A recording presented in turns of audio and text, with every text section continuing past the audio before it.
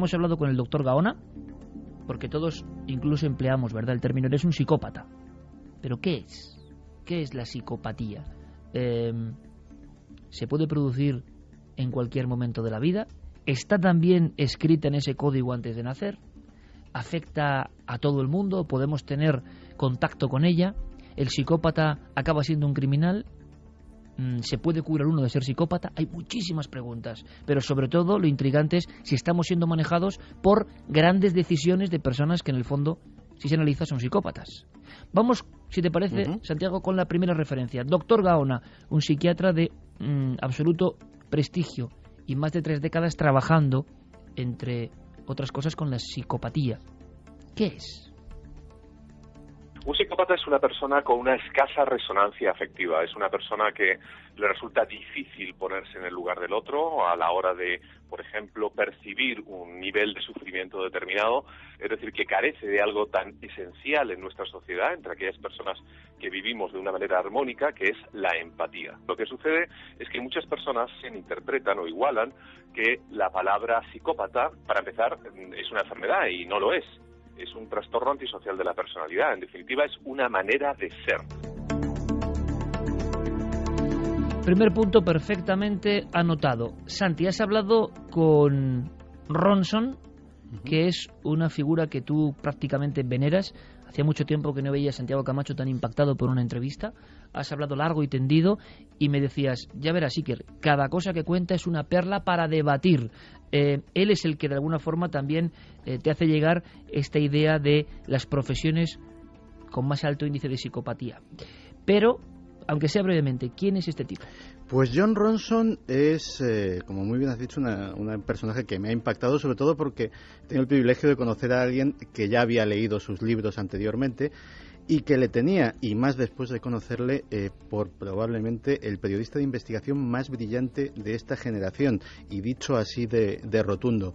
Es una de esas personas que cuando la tienes delante, pues tienes la sensación de que está ahí para beberse la vida entera, para vivirla intensamente, y sus libros son prueba de ello. Ha sido de los pocos periodistas que han tenido el privilegio, vamos a llamarlo así, de que sus peripecias han sido llevadas al cine. Lo interpretó Ewan McGregor en aquella película Los hombres que miraban fijamente a las cabras, que según me contó le gustó mucho y que, aunque la gente no se lo crea, refleja muy fielmente lo que vivió a la hora de escribir aquel libro. Y pues incluso de refilón le hemos llegado a tener aquí, porque fíjate que hace apenas un mes o unas semanas teníamos esa grabación en el Bohemian Grove que había conseguido el periodista Alex Jones. Pues en ese momento en que Alex Jones estaba con su cámara de vídeo agazapado entre los matorrales sacando esas imágenes de las que sacamos el audio, a su lado, codo con codo, estaba ni más ni menos que Jon Ronson. Es decir, es un hombre que ha tocado temas absolutamente diversos. A él, como a nosotros, en eso tiene mucho de milenario, le interesan sobre todo esos temas que no se llegan a abordar en los grandes medios de comunicación, a pesar de que él trabaja en The Guardian y es un periodista muy serio, ¿no? Y es la auténtica, una de las estrellas del periódico. Los reportajes de Jon Ronson pues siempre terminan levantando ampollas, porque trata temas efectivamente que muchas veces la sociedad o sus propios jefes no perciben como potencialmente noticiosos, y sin embargo él le acaba sacando la punta que realmente tienen. Hacemos una cosa, Santi, para conocer a Ronson, la entrevista personal que has tenido con él. Ponemos un primer aldabonazo y luego me cuentas eso de las profesiones pero para que veamos, este hombre se ha metido 3 años a investigar cómo los psicópatas de alguna forma están manejando el mundo. Esto asusta mucho, ¿no? Si pensamos en lo que es un psicópata, y que siempre va asociado el término muchas veces a criminología, a criminalidad, a asesinatos, ¿no? Escuchamos. A veces sí son los líderes en la sociedad, y es un poco aterrador pensar que estemos premiando el comportamiento psicópata. Tal vez el capitalismo esté hoy en día tan infiltrado por parte de los psicópatas que a su vez ha remodelado la sociedad.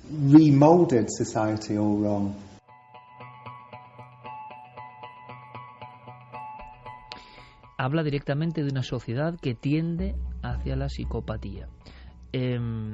Primero, había establecido una lista, que yo creo que esto es muy interesante y todo el público va a estar a favor o en contra o añadiendo cosas, para que veamos que esto no es hablar de un individuo solitario, que por desgracia existe, que de repente va y mata a alguien porque no tiene sentimientos, sino que, de alguna manera, esto puede tener una influencia en toda la vida cotidiana nuestra, de cualquier persona. Porque el psicópata, Santi, para redondear antes de saber algo de esa clasificación, es alguien que no siente lo que le pasa al otro, ¿no? Pero eso es permanente. Lo que se ha sabido es que toda la vida uno es un insensible, entre comillas, no tiene alma. No solo no siente lo que le pasa al otro, no solamente no tiene esa empatía de la que nos hablaba el doctor Gaona, no siente a secas. Es decir, cuando vemos, y vamos a volver si quiero un momento a los psicópatas criminales, a lo mejor a los que están más familiarizados en nuestro público, cuando un psicópata criminal mata a una víctima, no la odia porque es incapaz de odiarla, es incapaz de amar, es incapaz de odiar, es incapaz hasta de enfurecerse. Él sencillamente esa ausencia absoluta de sentimientos, esa absoluta línea plana en su vida, que además les hace tremendamente propensos al aburrimiento. Los psicópatas, posiblemente la tortura mental a la que se ven sometidos con mayor frecuencia es precisamente eso, ese aburrimiento atroz, pues lo intentan llenar con estímulos. Y entonces, para llenar esos estímulos, no tienen ningún tipo de traba moral, ni remordimiento, ni empatía, ningún obstáculo se les pone por delante. Y entonces ya esos estímulos sí que dependen de los gustos y apetencias de cada uno. Efectivamente, hay un reducido, afortunadamente, sector que esa estimulación la encuentra matando, la encuentra ejerciendo daño físico contra seres humanos, pero hay otros que no, hay otros que directamente se vuelven depredadores sexuales y no solamente estoy hablando de violadores o de delincuentes sexuales, sino de seductores profesionales que van saltando literalmente de cama en cama simplemente para satisfacer, para llenar con estímulos ese vacío mental. Otros lo encuentran en el poder, en el ejercicio de su voluntad sobre las otras personas. Otros en el dinero, en el acumular cada vez más bienes, riquezas, símbolos de estatus con los cuales... Entonces hay muchos psicópatas, ¿eh?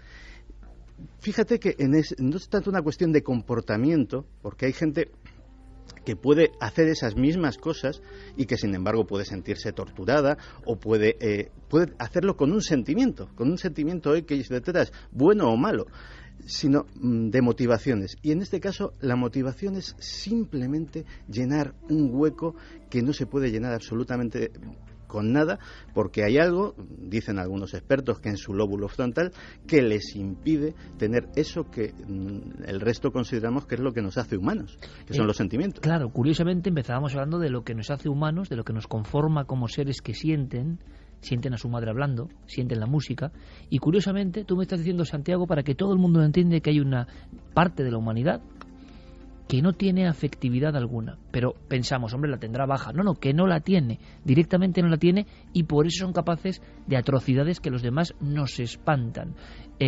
Bien, para acabar este repaso rápido, hemos escuchado tú y yo a psiquiatras especialistas, y sinceramente, oyéndoles hablar, y siendo sinceros, repito, con toda nuestra audiencia como siempre, da la impresión de que se sabe poco o nada. O sea, no se sabe, se intuye el lóbulo frontal, algún tipo de defecto, pero puede ser genético o no, puede aparecer en la infancia o no, ocurre en familias estructuradas y perfectamente confortables o no. Es decir, que no se atrapa la psicopatía, que es una cosa como un fantasma de la humanidad, ¿no? No, es un absoluto misterio.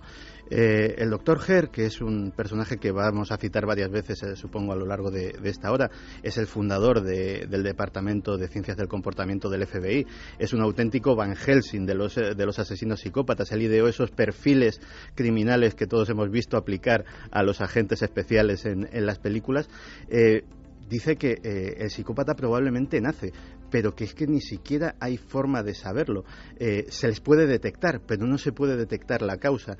La psicopatía aparece en algún momento entre los 3 y los 5 años y, como muy bien has dicho, en familias estructuradas, en familias desestructuradas, de clase alta, de clase media, de clase baja, en países pobres, en países ricos. Lo lógico, y yo pregunto lo que preguntaría ahora mismo todo el público, algún trauma de la infancia, el maltrato, siempre se acude a ese tipo de cosas, pero también se descubre que no, que en personas con una vida confortable hay esa ausencia de sentimiento por el otro. Sí, y además, de hecho, Posiblemente los que, porque los tenemos más localizados, sean los psicópatas criminales, son los más estudiados.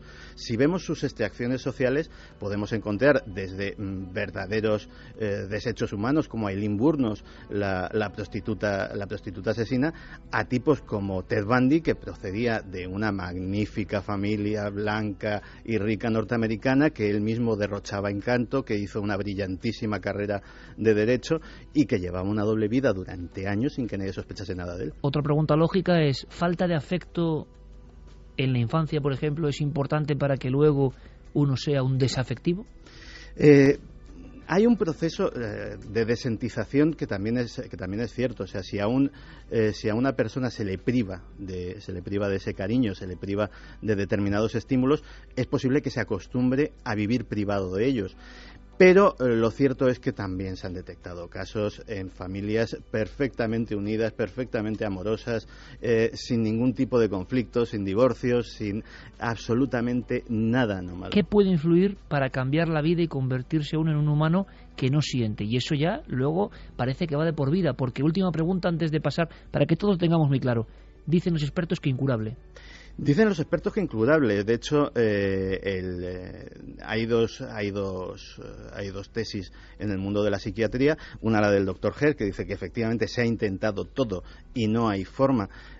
Porque realmente, y la otra es la que dice que es que no están enfermos, es decir, no se puede curar a alguien que no padece nada, porque no nos olvidemos de que en el caso de los psicópatas criminales son perfectamente imputables, porque no son personas que tienen una realidad distorsionada, que ven cosas, que oyen voces, que algo les impulsa a creer que todo el mundo... No están paranoicos, no, saben perfectamente lo que hacen, saben distinguir el bien y el mal, y sencillamente les da igual, no temen las consecuencias.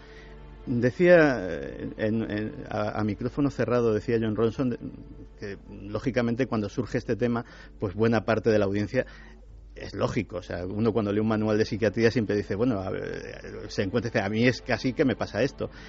Dice que hay una cosa muy sencilla: si tú crees que eres un psicópata y te preocupa, es que no eres un psicópata, porque los psicópatas no se preocupan por nada. Si te parece, Santi, ya ampliamos el debate ahora mismo. Lista de profesiones que tienen un mayor índice de psicópatas según este estudio. Y estamos hablando de mucha gente, porque según la psiquiatría las cifras varían mucho, porque los estudios todavía están muy en mantillas, pero las más optimistas hablan de un 3, 4, 5% de la población, y las más pesimistas hablan de un 15%, es decir, estamos hablando de muchísima gente. Eso es que vas tú por la calle, cualquier calle, y hay de cada 100 personas, que no son muchas, hay 5 que tienen esto. Que no tienen por qué, evidentemente, saltarte al no, cuello con una navaja. No, simplemente no sienten. Pero que pueden ser mucho más peligrosas en otros ámbitos de tu vida, en la pareja, en el trabajo, en los negocios. Fíjate, vamos con esa lista. La lista la elaboró el profesor Kevin Dutton, que es uno de los mayores expertos en el tema, es catedrático de psicología en Cambridge, y ha consagrado prácticamente su vida al estudio de este enigma. Y elaboró una lista con las 10 profesiones que más porcentaje de psicópatas tienen en su staff, y las 10 que menos, curiosamente. Vamos con las 10 que más. Venga, y podemos opinar en cualquier momento, compañeros. Y por supuesto, milnetros@cadenaser.com, Facebook y Twitter en Nave del Misterio. Porque creo que esto trae cola, ¿verdad, Carmen? Ya imagino que hay muchísimas opiniones al respecto. Vamos allá. Número 1. Consejero delegado, alto ejecutivo, presidente de empresa. El mundo empresarial llevado a sus más altos límites. Número 2. Primos hermanos, abogados. Los abogados tienen un altísimo índice de psicópatas. Vaya cara que pone Javier Sierra. Y no soy abogado. No, tranquilo, que ahora viene la que nos pilla de cerca. Número 3. Medios de comunicación. Presentadores, ejecutivos y hasta técnicos. Todo lo relacionado con el mundo de los medios de comunicación es un verdadero semillero para los psicópatas. Noel me mira como diciendo, lo sabíamos, tú y yo lo sabíamos, uno por el otro, ¿no? Curiosamente son profesiones en las cuales el ego tiene una importancia, ¿verdad? Es decir, el la necesidad o sed de triunfo tiene una importancia. Seguimos. Otra que también es bastante evidente si lo piensas. Vendedor comercial. Hay que tener cierta falta de empatía muchas veces para colocarle a alguien, sea millones en un contrato o sea simplemente una aspiradora, algo que no necesita o algo que sabes que le tienes que colocar, le venga bien o le venga mal. Yo no sé si luego, no sé si lo haremos, si dará tiempo, este programa es mágico, pero igual contamos, Javier, y algo que nos ha pasado. Ya veremos. Sí, pero hay que... lo de los vendedores es especialmente preocupante porque, fíjate, estás diciendo esto, pero tienes que simular empatía. Claro. O sea, No, es que los psicópatas simulan muy bien la empatía. Los psicópatas, eso es una de las cosas, se ve en los psicópatas criminales, pero también está estudiado en los psicópatas integrados, son perfectos simuladores de los sentimientos que no tienen. Es más, las personas que no los detectan les consideran personas más sensibles que la media, porque en cierto sentido cosas como la humildad, de la que carecen, cosas como la empatía, de la que carecen, cosas como los sentimientos humanitarios, los exageran, los traen, los escenifican, y los escenifican también que son más evidentes que los del resto de nosotros. Santi, aunque sea 10 segundos de margen, porque ahora todo el mundo, ¿sabes lo que está haciendo todo el mundo? Cientos de miles de personas, preguntarse cómo es uno mismo, para ver si encaja con todo lo que estoy diciendo Santiago Camacho. Porque esto también tiene algo de psicoanálisis común, ¿no? Es decir, ¿cómo somos nosotros? ¿Tenemos algún rasgo de psicopatía? ¿Quién sabe, no? Decía Nietzsche, nada humano me es ajeno, ¿no? Continuamos. Número 5, cirujano.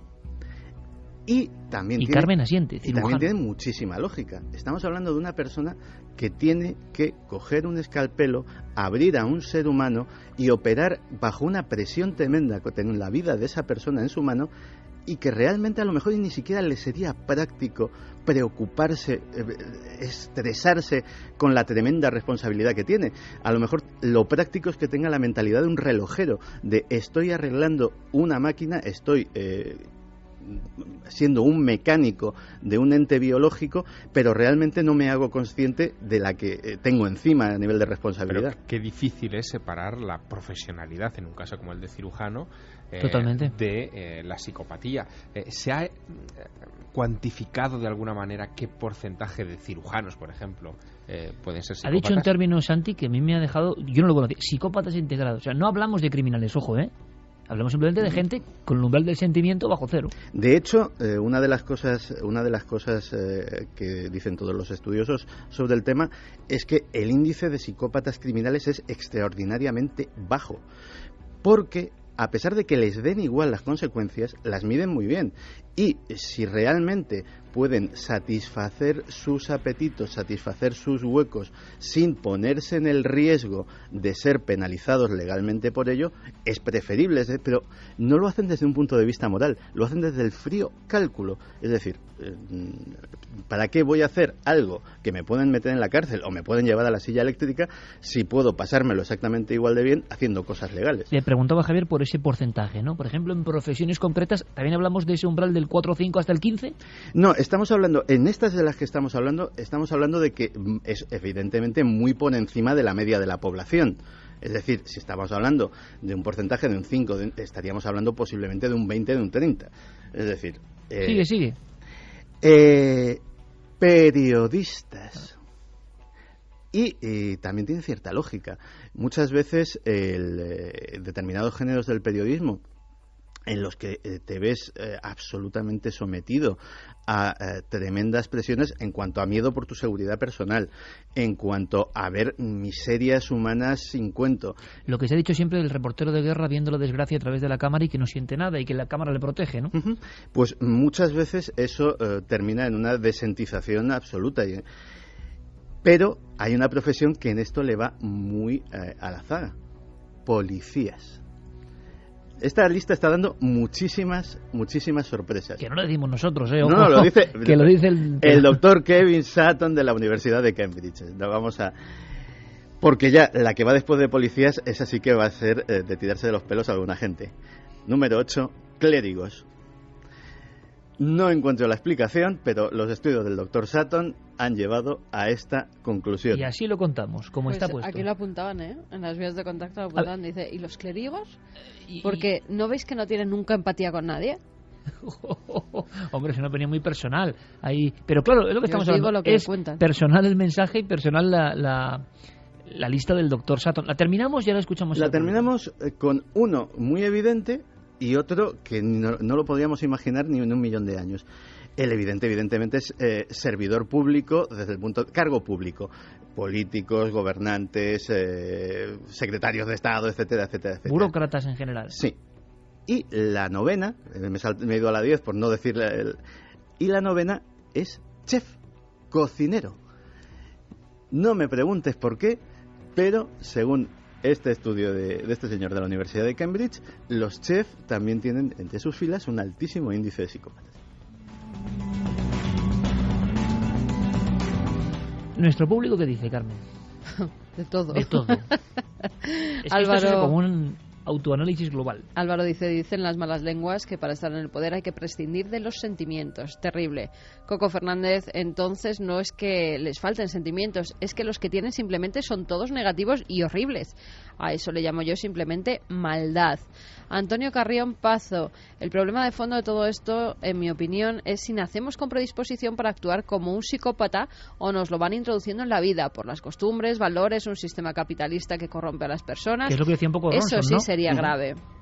Ronson lo que dice, aunque sea brevemente, Santi, es que como en altos mandos o en personas que modifican la sociedad existe esa conducta, de alguna forma se está psicopatizando al resto porque los objetivos, formas de lograrlo, pisar a cualquiera sin resentimiento, empieza a ser una forma de divulgar la psicopatía, ¿no? Bueno, que vivimos en una sociedad donde los psicópatas se tienen que sentir muy a gusto, es evidente. Es decir, aquí se premia al frío, al calculador. Está mal visto que de repente viendo una película en un cine llores o muestres sentimientos. Sí, señor. Es decir, todo lo que sea mostrar cierta condescendencia con el prójimo o empatía, en fin, emociones en ámbito general, está mal visto. Es que y lo contrario es lo que se premia, ¿no? Javier, es que hace poco hablábamos del terrible caso de la niña de Almería y nos preguntábamos cómo un ser humano puede no detenerse ante la mirada de un niño de 6 meses, de una niña que le mira y lo va a matar. Fíjate,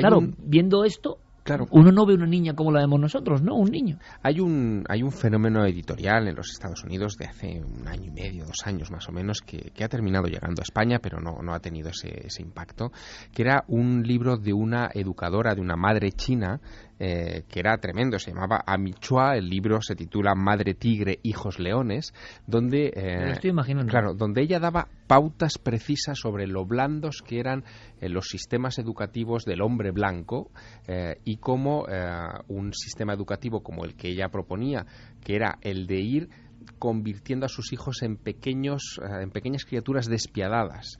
Y soldados para la vida, ¿no? Sí, efectivamente, en endurecerles el corazón y convertirles en guerreros de cara al futuro era lo que les iba a garantizar su éxito en la vida. Es decir, el éxito al que estaba programándoles esta madre, educadora y autora de un bestseller que en Estados Unidos tuvo mucho impacto, era el de conviértete en un despiadado, no te detengas ni un segundo en apiadarte de lo que tienes a tu alrededor y vea por el triunfo. Y eso se considera el éxito.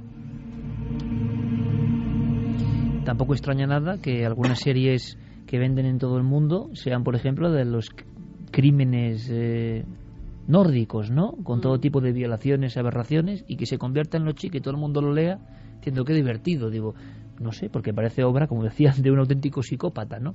Pero había una cuestión. Claro, nos queda también la lista de las 10 que menos, y esa también nos puede decir cosas significativas. Vamos del tirón, las 10. Las 10. Cuidador de niños o ancianos. Las que menos. Las que menos. Enfermera. Terapeuta, sea psicólogo o psiquiatra. Artesano, cualquier tipo de artesanía. Estilista, maquillador o peluquero. Cualquier persona que se dedica al voluntariado, sea en una ONG o en una obra de caridad. Profesores, especialmente de primaria. Artistas creativos músicos, escritores, pintores, escultores, porque los psicópatas no entienden el arte, porque lleva implícitos sentimientos. Eso es muy interesante. ¡Wow! ¡Qué bueno, Santi! Porque yo decía, todas las profesiones que está contando Santiago no tienen mucho que ver con el ego. Los artistas sí. Sí, pero fíjate, todas les une una palabra común que, bueno, debería unir también a por lo menos una o dos de los más, que es vocación. Es decir, el artesano lo ves clarísimo. Es gente muy el vocacional. El profesor lo ves clarísimo, sí, señor. Y lo otro es seguramente un intento de conseguir el éxito. Una ambición. Porque el artista que vemos genuino, el éxito le da más o menos igual. Él vive en su mundo, ¿no? Y quiere crear. Y curiosamente, otra también muy evidente y otra también muy insospechada. Médico, es decir, antes concretábamos mucho en los cirujanos. Curioso. Médico y contable. ¿Por qué los contables? Javier y yo poníamos ahora mismo una cara como estamos aprendiendo cosas, pero que encajan. Esto es curiosísimo. Y aunque sea ráfaga del público, rápidamente, Carmen. José Ruz dice, profesiones como psicópatas, no hay que ser muy listo, matarife, dentista, guardias civiles de tráfico y taxistas. Esos son comentarios con mucho arte. Opiniones de la gente. Claro, hay que dejarlo claro, pero yo ya sabía que iba a haber mucho arte hoy. Darvos dice, creo que a la lista de profesiones le falta la de inspector de Hacienda. Hay cada uno. Cam, lo dicho, lo contado por el doctor Gaona, encaja perfectamente en la profesión de abogado. Antonio Márquez, los psicópatas traen el mal en la sangre, nada de enfermedades mentales, ¿o no? Darbour nos dice que tiene que pasar en la mente humana para que alguien llegue a ese estado de psicopatía. ¿Es maldad o es carencia? Crujeiras, hay que destacar que la psicopatía no implica necesariamente cometer hechos delictivos, pero sí indica un alto grado de peligrosidad criminal. La personalidad del psicópata es muy compleja, como lo son sus causas y por consiguiente su tratamiento. Saludos a los navegantes de la nave del misterio. Esther García dice, más de uno va a irse a dormir descubriendo que es psicópata. Bueno, ese es un mensaje curioso, ¿no? Estamos aprendiendo hasta de nuestro propio secreto y misterio desde el principio, evidentemente. Pero hay un elemento que es fundamental esta noche y que va a dar mucho que hablar. Este tema da para varios programas, Santi, desde luego. Estamos aprendiendo de una cosa que está en la humanidad perfectamente, como ha descrito la Javier Sierra. El absoluto convencimiento desde pequeños que hay que vivir no para ser felices, sino para tener no sé qué demonios de éxito. Y eso conduce hacia una espiral sin salida en muchas ocasiones. Mucha gente sigue la doctrina que le diga quien escribe no sé qué libro, no sé qué doctor, y siguen la doctrina, y esto es peligroso. Pero claro, si hay algo que inquieta ahora mismo a nuestra audiencia, a todo el mundo, es la crisis, el manejo del poder, la política, y evidentemente, Santi, tuviste que preguntarle por crisis actual y, claro, decisiones de psicópatas, ¿no? Claro, porque lógicamente con lo que me había contado, la pregunta era obvia. Si los psicópatas han conseguido ascender gracias a su talento o gracias a sus especiales capacidades para no tener remordimientos a esas cotas de poder, ellos están creando el mundo en el que vivimos y como parte de ese mundo nos han traído hasta esta crisis. I think that puede ser verdad, ¿por qué no?, que sea el resultado de las personas psicópatas en el poder. Decir esto me cuesta. Antes desconfiaba de grandes declaraciones de algunos psicólogos que afirmaban, siendo expertos en psicopatía, que el mundo está liderado por los psicópatas. Antes desconfiaba, pero ahora, después de 3 años ocupándome del tema, ya empiezo a pensar que tal vez sí sea cierto y que los psicópatas que ocupan posiciones de poder son personas con trastornos mentales que han remodelado la sociedad y sí que han influido. A este respecto había algo ya que lo metemos como una pieza en este tema que nosotros de aquí desde dentro, yo creo, compañeros, ¿verdad?, consideramos enormemente interesante porque es una radiografía del 2013, ahora mismo. Por supuesto no todo es así, pero hay que identificar esto también, ¿no? Está pasando y de esto no habla casi nadie. Milenio 3 sí, en la cadena SER. Santi, esa especie de ladillo, ¿no? Hablando de un estudio que se llevó incluso a documental grabado, tú lo has comentado en alguna ocasión, que es aterrador y que tiene que ver con empresas que actúan como individuos psicópatas. Sí, además, La Corporación, que así se titulaba este documental, es un documental canadiense del año 2003, con lo cual es anterior incluso a la crisis económica, y que partía de una idea que a mí me parece genial como planteamiento, que era si una corporación, si una empresa multinacional, si una gran compañía que muchas veces tienen presupuestos mayores que los de muchos países, se les llama, y así es en nuestro ordenamiento jurídico, personas jurídicas, y muchas veces tienen derechos y pocas obligaciones similares a los de las personas físicas, ¿por qué no tratarlos como personas y hacerles ese mismo perfil criminal, ese mismo perfil psicológico que diseñó el Dr. Herr? Pues bien, a él mismo recurrieron y le dijeron: aquí tiene usted una serie de empresas de las mayores del mundo, tiene toda la información que quiera sobre el tema, páseles el perfil. Y estas fueron las conclusiones a las que llegó en varios puntos. Punto 1. Detectó cruel indiferencia por los sentimientos de los demás. Incapacidad para mantener relaciones duraderas. Por ejemplo, en los casos de deslocalización de empresas, no tienen ningún problema de sacar tu fábrica de un sitio y llevársela a otro, pues simplemente porque es más barato. Temerario desprecio por la seguridad de los demás. Casos como en la industria petroquímica, por poner un ejemplo, ahí que no hace falta especificar ninguno. Falsedad, mentir, engañar repetidamente a los demás para conseguir un beneficio. También es bastante obvio que no hay que citar ningún caso concreto porque todos tendremos media docena en mente. Incapacidad de sentirse culpable, porque efectivamente siempre las empresas encuentran una justificación para todo lo que han hecho.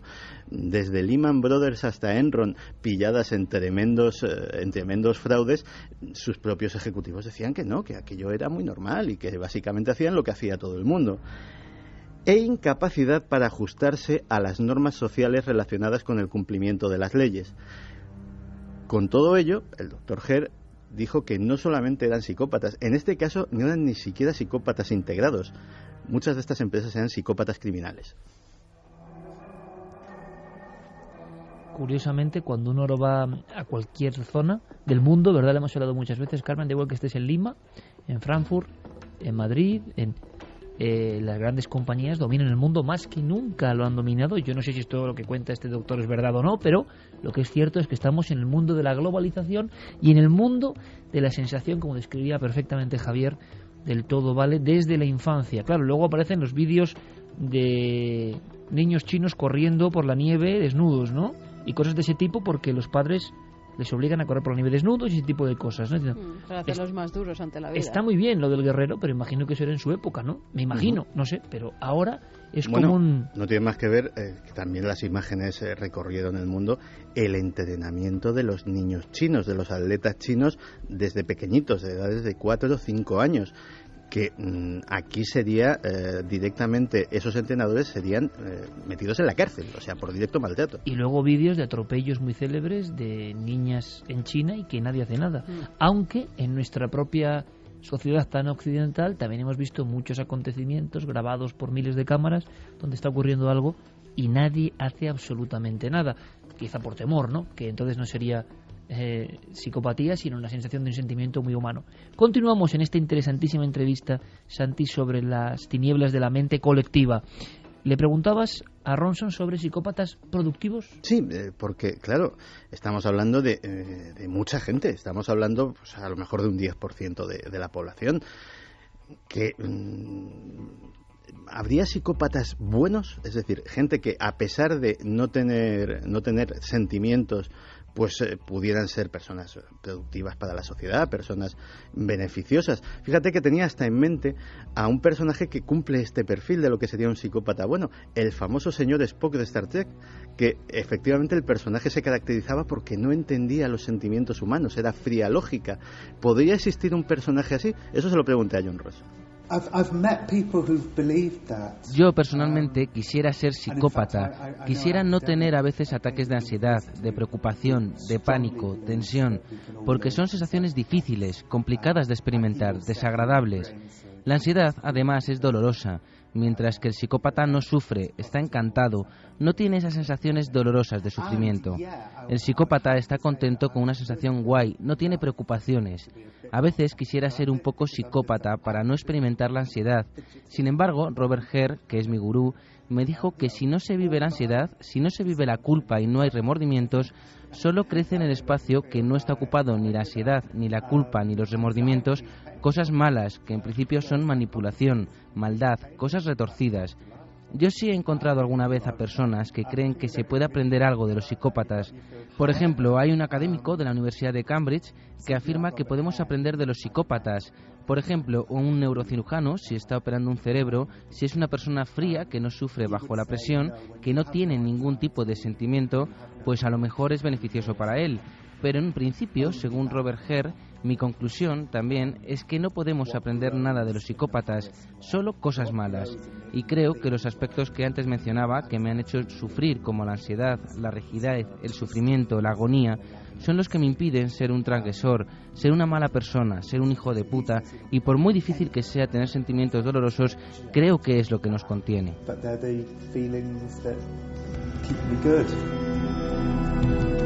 O sea, los sentimientos incluso negativos, los sentimientos que despreciamos, son lo que nos convierten en humanos, no en objetos, no en seres insensibles. Ahora, a mí, aunque sea en un breve análisis, lo que me sorprende, no sé a vosotros, compañeros, es que hablemos de personas, sí, alguien, hombre, qué poco sensible es, ¿no?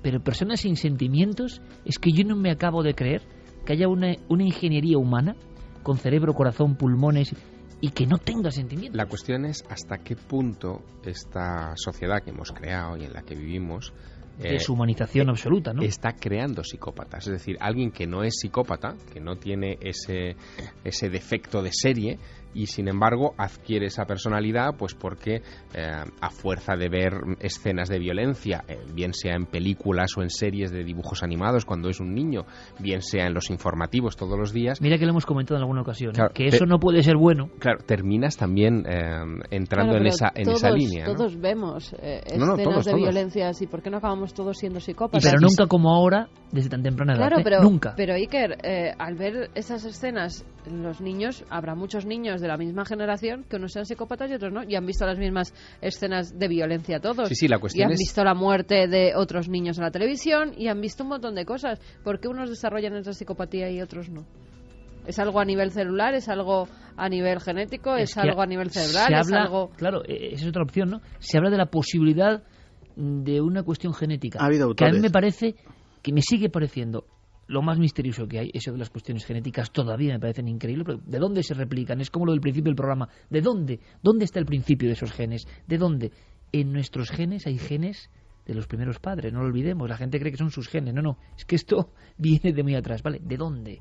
Pero hay autores que lo afirman, ¿no? Sí, hay autores que de hecho, y lo documentan en trabajos con casos que de padres psicópatas o de padres con fuertes tendencias psicopáticas salen hijos psicópatas. Inclusive, pero es educación. Claro, eso es lo interesante de estos estudios. Inclusive cuando las tendencias psicópatas del padre han hecho que los hijos se críen en otro ambiente y que sean recogidos por otra familia o incluso pues por los abuelos o cualquier otro tipo de cosas. Es decir, es muy complejo.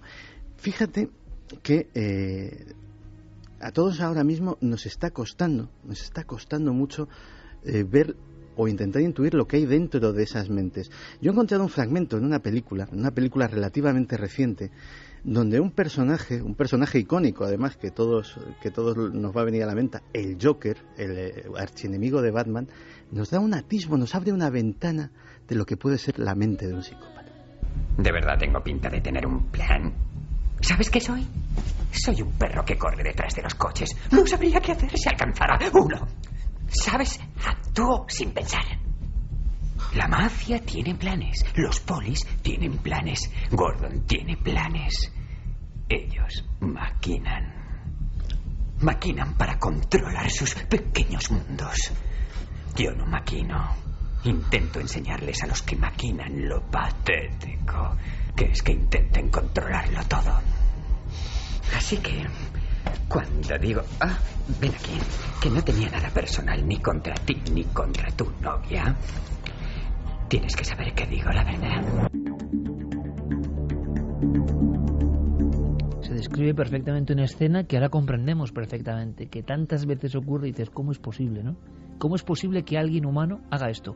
Bueno, pues claro, dentro de esta mentalidad sí puede ocurrir.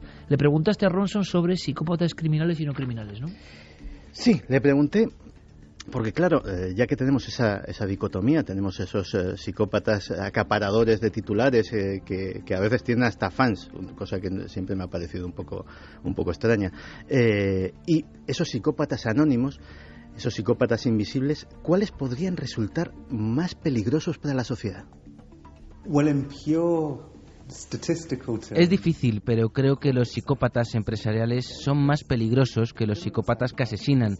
Piensa en el número de víctimas que ocasiona un empresario psicópata, el número de puestos de trabajo que destruye, las personas que se pueden suicidar porque están en situaciones extremas, las personas que nunca han tenido una oportunidad porque el sistema les ha echado fuera. En términos puros, cuantificables, el número de víctimas de los empresarios psicópatas es mucho mayor que el de los psicópatas asesinos. No, declaraciones tremendas, ¿no? Pero que este hombre, después de su investigación de 3 años, cree que son absolutas verdades. ¿Y qué opina el público? Porque yo creo que esto nos toca un poco a todos, ¿no?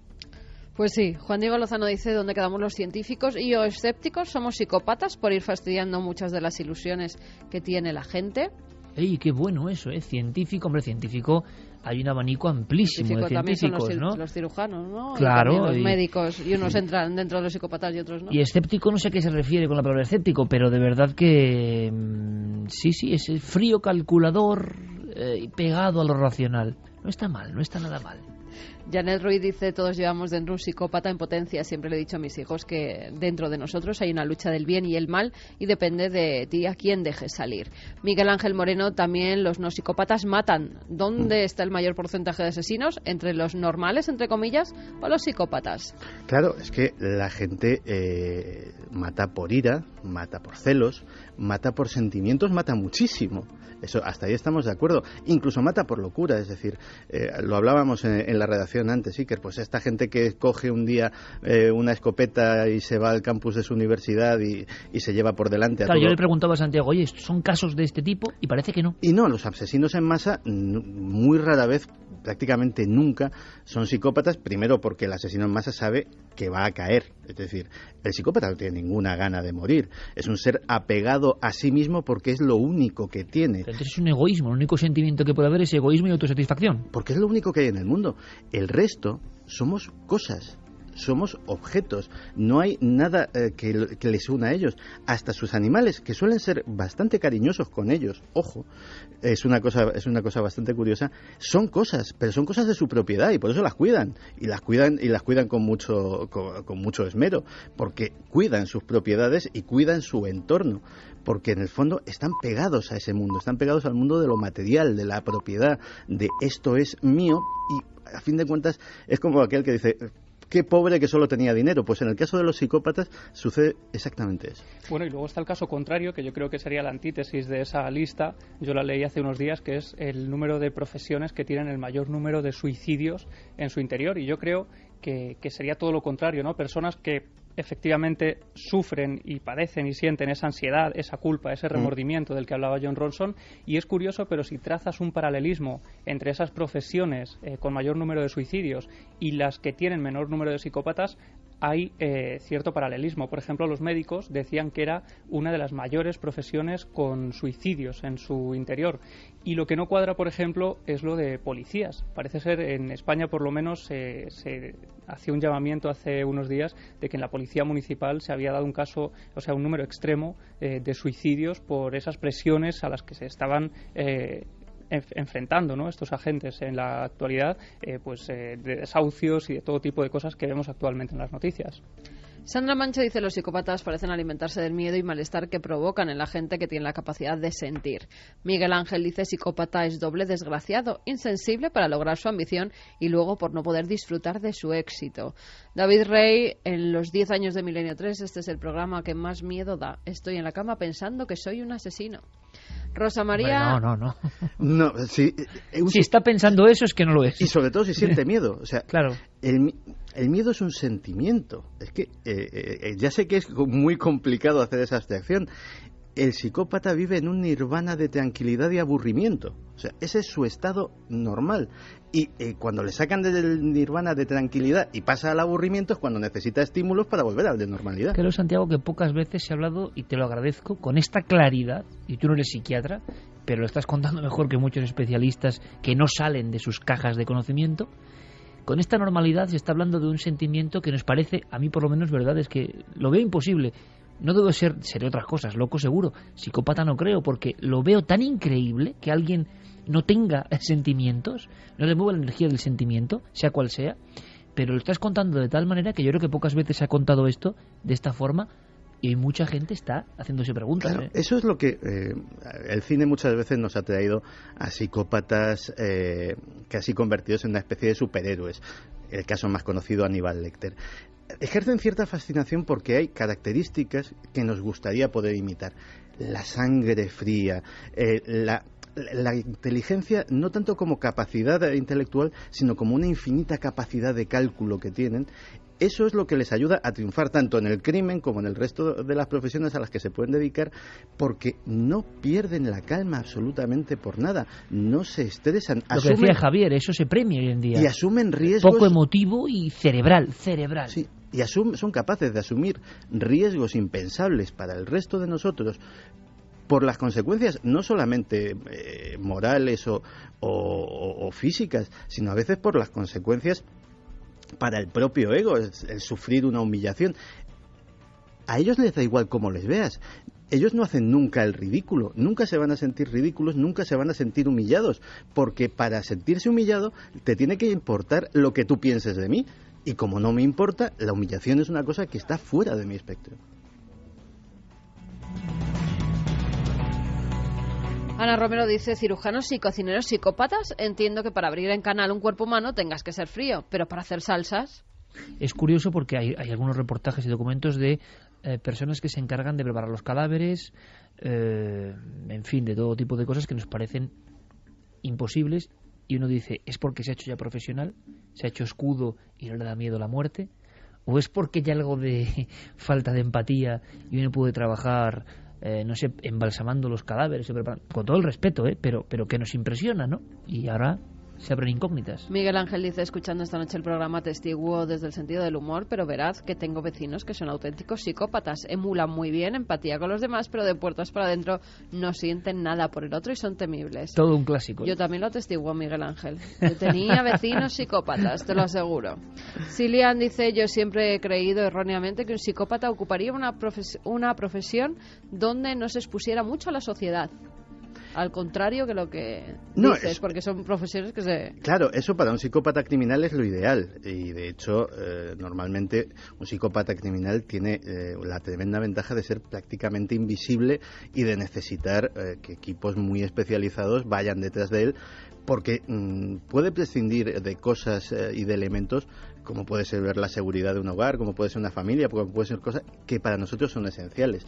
Pero es que hay gente que no se dedica al crimen y hay gente que precisamente alimentar su ego, como puede ser una persona que quiere triunfar en una determinada área social, mismamente en los medios de comunicación, pues sí, que estamos marcados ahí, estamos marcados clarísimamente. Es decir, que nadie se... Medalla de bronce de los nadie psicópatas. se sienta ofendido por figurar en esta lista, que nosotros vamos por partida doble, por medios de comunicación y por periodistas. Sí, sí. O sea que... Bueno, pero luego están los escritores, ¿no? Que no sí, eran, entonces eso nos apacigua. O artistas, oye, que tú eres una artesana también. Muchas gracias. Carmen hace sus collares, o sea que arqueológicos, o sea que ahí la mitad de la pareja nos salvamos, por lo menos. Alberto Bubu dice, yo he sido comercial algún tiempo de venta directa y es de traca. Para un psicópata en algunos sectores de este mundo es perfecto. Claro, también a nivel de abogados dices, hombre, o es un gran profesional o hay que tener el cuajo para defender a este tío, por ejemplo, el que mató a la niña de Almería. Claro. Es que uno dice, no hay humano que sea capaz, por muy profesional que sea, de defender a un tipo que ha matado a una niña de 16 meses. Bueno, pues lo hay. O al que ha matado a sus hijos. O el que sea. El que sea, si es que esto...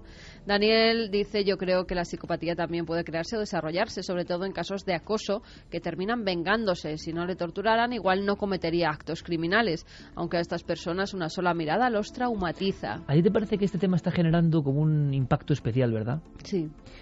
Fermín Agustí, por favor, buenas noches. Buenas noches, Iker.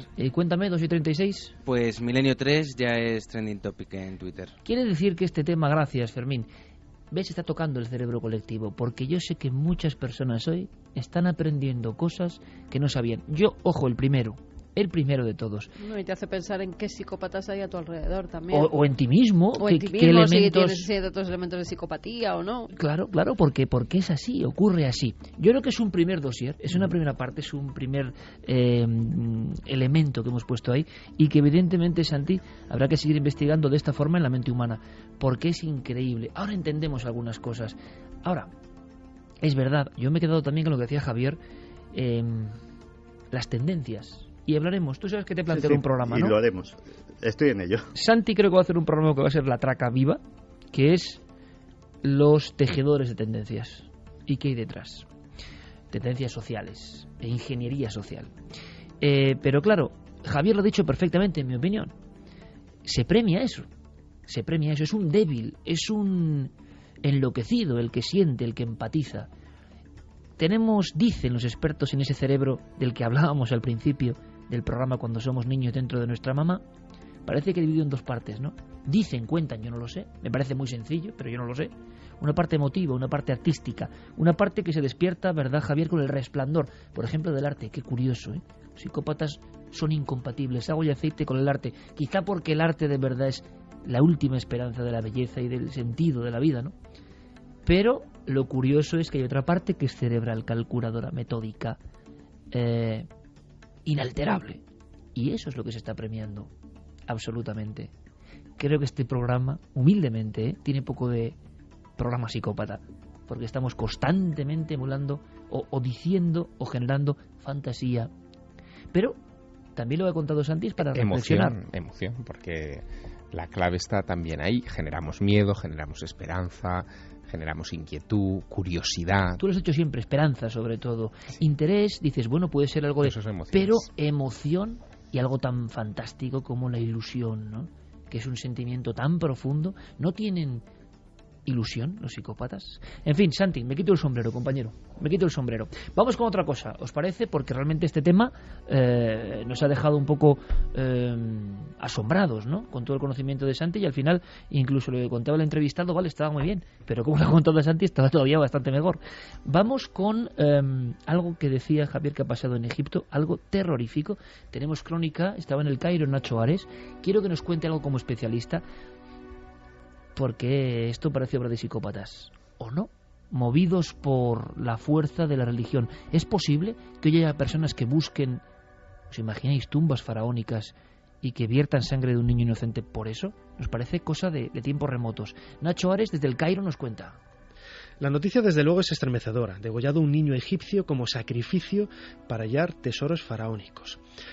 Desde nuestro punto de vista occidental quizás nos puede repeler este hecho, desde luego que así tiene que ser, ¿no? Sin embargo, entra muy de lleno en lo que es la dinámica de pensamiento, sobre todo del mundo tan supersticioso que tienen los egipcios actuales, ¿no? Muchos de ellos de religión musulmana. Tenemos la errónea idea de pensar de que el Islam rechaza este tipo de supercherías, y sin embargo es quizás una de las religiones que más convive, ¿no?, con tipos de rituales mágicos y en ocasiones lo que podríamos denominar nosotros hasta diabólicos, ¿no?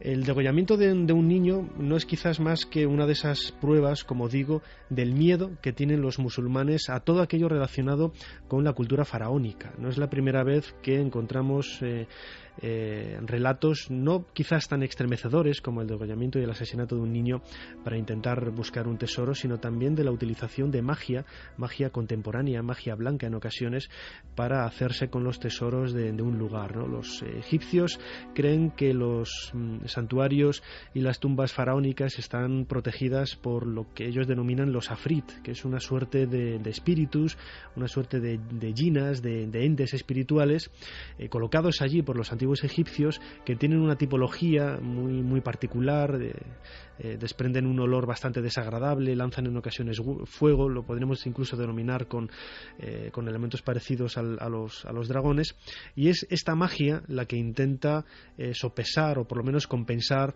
la fuerza de estos afrit, de estos espíritus malignos. No es extraño, aunque a nosotros nos resulte estremecedor el encontrar este tipo de noticias. Es un caso muy extremo, no es nada común en Egipto, pero desde luego nos habla de ese mundo de la superstición que podemos encontrar en el Egipto actual siempre que hablamos dentro del mundo del Islam y su contacto con el mundo de los faraones. 2:41, esto es Milenio 3 en la cadena SER, y en breve os aseguro que viajaremos a una mezquita maldita. En el corazón del Cairo, una mezquita dominada de alguna forma por estos genios, dijins, los Yenum, el mundo de África y el mundo del Islam también unidos por una serie de apariciones y ritos de los que no sabemos casi nada. Esta escena en sí es por desgracia, de novela de investigación, y creeríamos que es para eso. Un niño sacrificado por buscadores de tumbas faraónicas que aún esperan bajo la arena. Hemos indagado un poco más, Javier, y tú conoces muy bien esas tierras. Sí, y además no solamente las tierras egipcias son fuente de esta clase de noticias. La verdad que es estremecedor hacer un rastreo sobre informaciones que vinculan sacrificios y niños, porque hoy mismo saltaba una noticia en Uganda, en África, donde los medios de comunicación ugandeses hacían eco de un informe elaborado por Moisés Binoga, que es el director de la Fuerza Nacional contra Sacrificios Humanos en Uganda. Es un organismo que se dedica a este asunto, y en donde habla de cómo denuncia cómo los asesinatos rituales de niños son cada vez más comunes en ese país africano. Llega a decir que capturan, hay mafias organizadas que capturan a niños en las calles, que les extraen el corazón y la sangre para ofrecerlos a los espíritus en pequeñas latas de aluminio que colocan debajo de los árboles, donde dicen que se escuchan las voces de los espíritus, y que esto se está convirtiendo en una especie de plaga, casi de costumbre local. Hasta el punto de que en Uganda tiene que haber una especie de departamento político ministerial para... Bien, pero...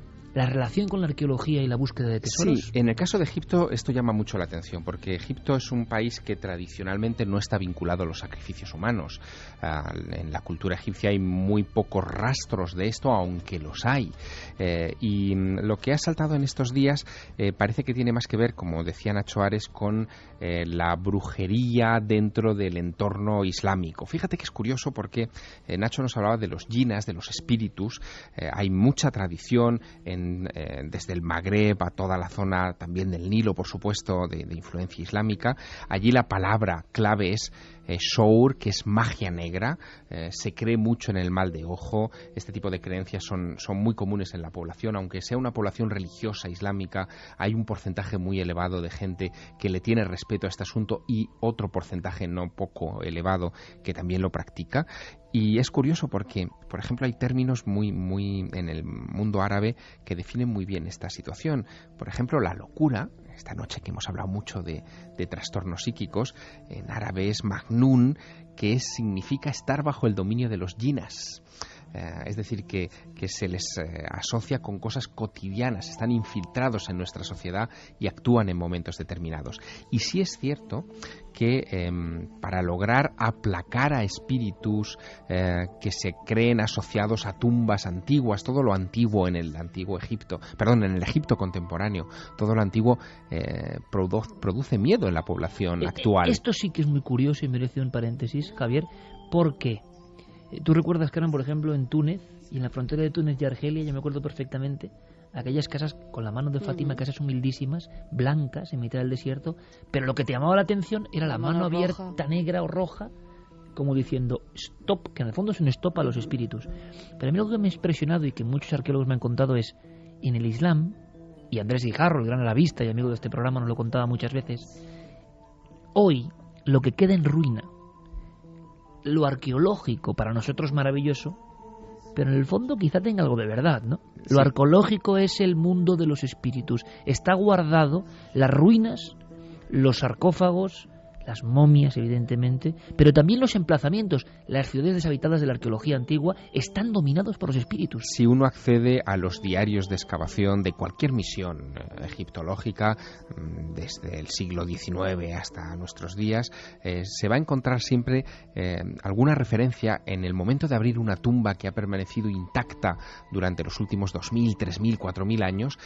Siempre hay alguna referencia a cómo la población que está actuando, digamos, de excavadores, ¿no? de operarios para esa misión extranjera, cómo se retrae, incluso intentan no estar presentes allí o ponen pegas, porque hay una superstición muy extendida. Por lo tanto, el hecho de que esta noticia que ha dado el periódico más importante del Cairo la semana pasada, hace justo una semana hoy, sobre el sacrificio de un niño para mitigar fuerzas diabólicas y poder hacer un saqueo en toda regla en una tumba antigua, no es tan descabellada, visto ese, esa actitud supersticiosa.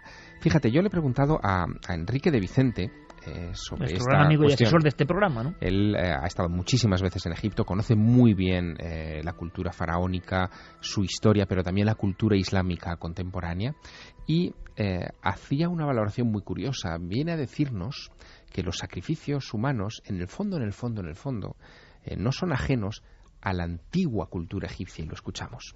Se usa el sacrificio humano para apaciguar la ira de los dioses o de la propia naturaleza. Por ejemplo, en Heliópolis, según nos cuenta el historiador y sacerdote egipcio Manetón, cada día 3 hombres eran sacrificados a una diosa. Hasta que llegó un momento en que un faraón indeterminado, que él no menciona el nombre, ordenó que esos hombres fueran reemplazados por animales. Y sin irnos de Egipto, fíjate, en la literatura monástica copta, muy propia de este país, he encontrado también historias muy curiosas. Por ejemplo, hay historias de candidatos a la vida religiosa que antes de entrar en su monasterio sacrificaban a sus hijos.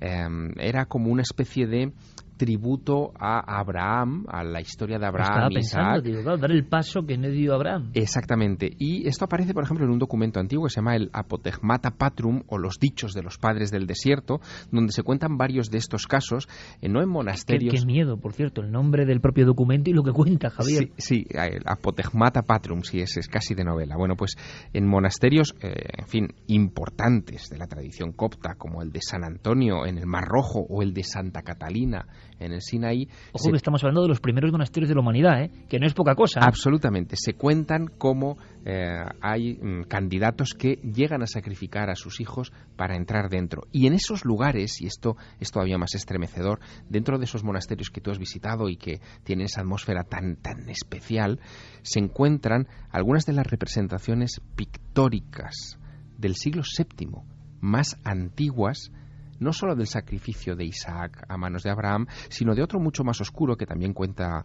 el Antiguo Testamento, que es la de la hija de Jefta en el libro de los jueces. Y están ahí, representados en lugares prominentes, hoy tapados con otros iconos, pero que llevan ahí muchos siglos vigilando.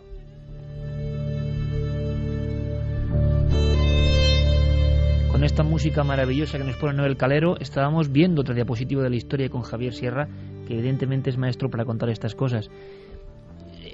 Hay una cuestión, a todos los que estamos en esta mesa nos apasiona la arqueología, ¿no? Y lo hemos hablado muchas veces y lo seguiremos contando, claro. Pueden ser para nosotros ya piedras sin ningún tipo de sentido. Pero, por ejemplo, en el Islam vemos que esas piedras y lugares ya olvidados siguen estando habitados por el alma de cosas. Ese alma es capaz de hablar con nosotros, esas piedras son capaces de trazar un diálogo con nosotros, nos impresionan.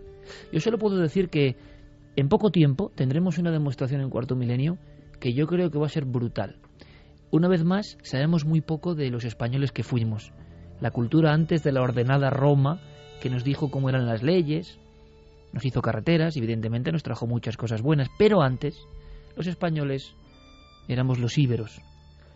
Y sin duda es una de las culturas espirituales más extrañas. Vuelvo a invitar a que la gente conozca los yacimientos íberos, por ejemplo, en Jaén, en el Museo de Jaén, en el Museo de Porcuna, cuando esté arreglado todo en el Museo Arqueológico Nacional, evidentemente.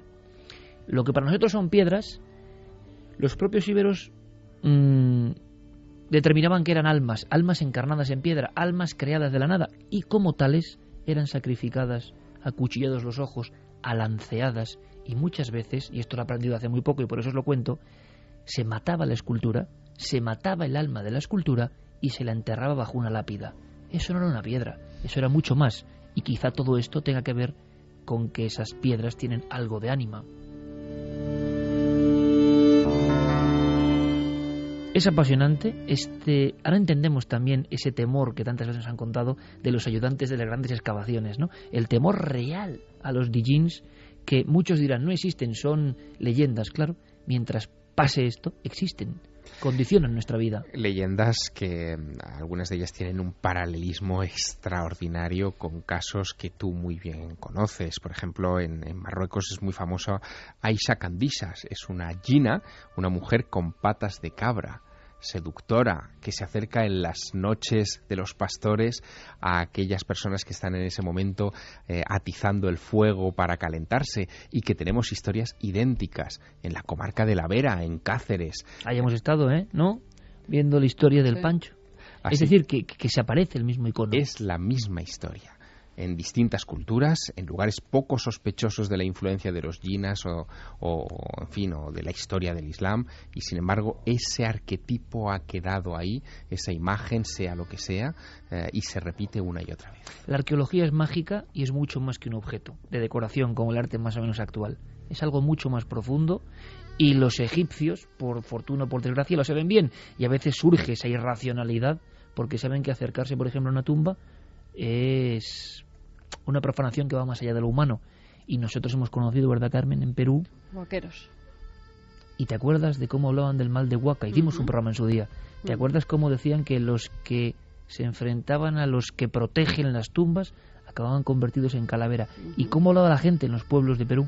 Sí, incluso nos dijeron que algunas veces hacían sacrificios de animales en algunas de esas tumbas para que los espíritus y la Pachamama, la tierra, se sintieran pues en cierta forma pagados por lo que iban a extraer de la tierra. Pero sí, aseguraban que aquellos que se veía enjutos, que empezaban a ponerse renegridos, la cara, es que habían guaqueado algunas de las tumbas. Y en Perú, muchas de las zonas que visitamos, en las que hicimos reportajes, es que eran auténticos cráteres. Se veía incluso desde los helicópteros cómo había cientos de tumbas guaqueadas. Y luego la terrible leyenda de don Gregorio, don José, que habían hecho fortuna, que iban con trajes importantes, pero estaban condenados.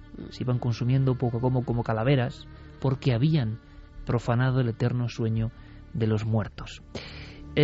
Por cierto, se está hablando en un largo giro, se está hablando mucho de algo que pasa en el cielo. Se ha hablado además incluso de extinción, muerte colectiva. Yo espero que no, evidentemente, pero hay una noticia que hemos recogido de forma breve con nuestro compañero Carlos Cala sobre Apophis. Ha vuelto a saltar a todos los titulares y no sé muy bien por qué, pero lo escuchamos para hacernos una idea y saltar de la arqueología directamente al espacio. Un asteroide con el nombre de un terrorífico dios egipcio, Apophis, pasó este miércoles a tan solo 14 millones de kilómetros de la Tierra. La roca, de 270 metros de diámetro, viene siendo vigilada por las agencias espaciales de todo el mundo, dado que su eventual impacto contra nuestro planeta supondría una catástrofe similar a la que acabó con los dinosaurios hace 65 millones de años. En esta ocasión se ha seguido con mucha atención su trayectoria, ya que se calcula que su próximo paso cerca de nosotros, en el año 2036, podría revestir un riesgo mucho mayor de impacto. La agencia rusa del espacio Roscosmos planea incluso plantar una radiobaliza en su superficie con la que poder controlar las evoluciones de este amenazador y recurrente visitante cósmico. El enganche tiene cierto sentido. De las tumbas de faraones nos hemos ido a Apophis, dios egipcio, por cierto.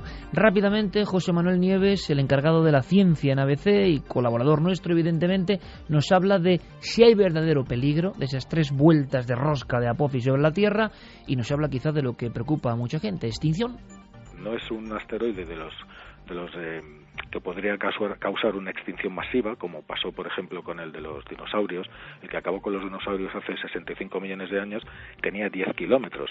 Este solo tiene 325 metros. Es decir, no causaría ese impacto global. Tampoco destruiría la vida en la Tierra, pero es lo suficientemente grande como que si cae en un área habitada, arrasarla por completo.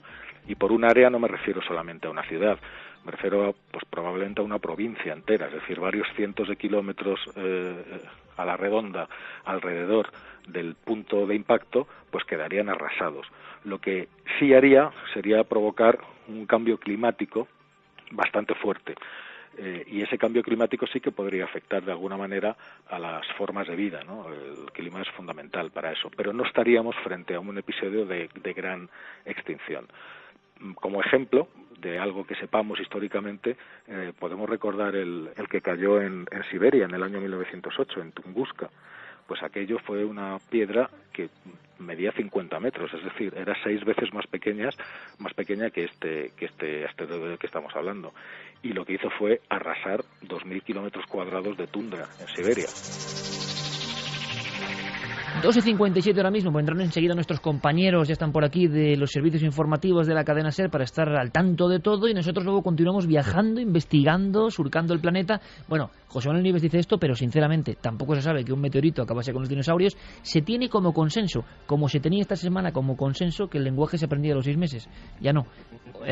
Y también se tiene como consenso que Tunguska era una piedra, pero parece que tampoco se sabe. Tampoco se ha encontrado. Pero bueno, aquí hay una cosa muy interesante. Acabamos de dejar la fecha del 21 de diciembre de 2012 como fecha del fin del mundo. Se nos vienen encima otras. Y ya las sabemos. La siguiente va a ser 13 de abril del 2029. Ese día la Apophis volverá a pasar en otra de sus órbitas cerca de la Tierra, pero en este caso mucho más cerca. Ahora ha pasado a 14 millones de kilómetros, que parece mucho, pero es poco cósmicamente. Pero es que en la siguiente vez va a pasar a 36.000 kilómetros. Zona de satélites. Exacto, por debajo de la zona geoestacionaria de los satélites. O sea, que puede formar un tringlado ahí con los satélites.